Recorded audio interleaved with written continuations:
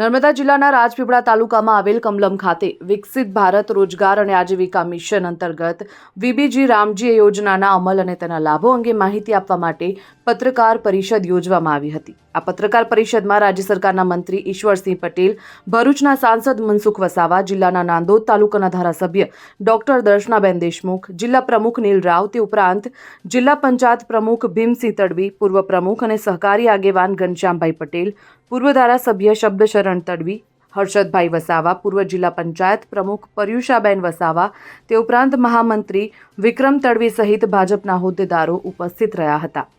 પત્રકારોને સંબોધતા મહેમાનોએ જણાવ્યું હતું કે વીબીજી રામજી યોજના હેઠળ રાજ્યના ગ્રામ્ય અને શહેરી વિસ્તારોમાં રોજગાર તથા આજીવિકાના નવા અવસરો સર્જાશે।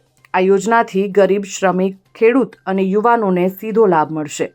મંત્રી ઈશ્વરસિંહ પટેલે માહિતી આપી હતી કે આ યોજના દ્વારા કામ માંગનારને નિર્ધારિત સમયગાળામાં રોજગારીની ગેરંટી આપવામાં આવશે। તેનાથી લોકોના આવકના સ્તરમાં વધારો થશે અને આત્મનિર્ભરતા તરફ આગળ વધવાનો માર્ગ પણ ખુલશે। તો સાંસદ મનસુખ વસાવાએ આ યોજના અંગે સરકારની પ્રતિબદ્ધતા વ્યક્ત કરતા જણાવ્યું હતું કે આ યોજના ગુજરાત સહિત સમગ્ર દેશમાં વિકાસને નવી ગતિ આપશે।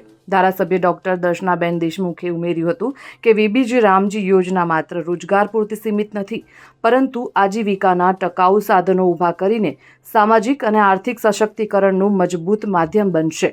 પત્રકાર પરિષદમાં ઉપસ્થિત મહેમાનોએ અંતમાં જણાવ્યું હતું કે વિકસિત ભારતના સંકલ્પને સાકાર કરવા માટે આ યોજના એક મહત્વપૂર્ણ પગલું સાબિત થશે અને સામાન્ય જનતા માટે અત્યંત લાભદાયી પણ બનશે। Bureau report, Gujarat fight news.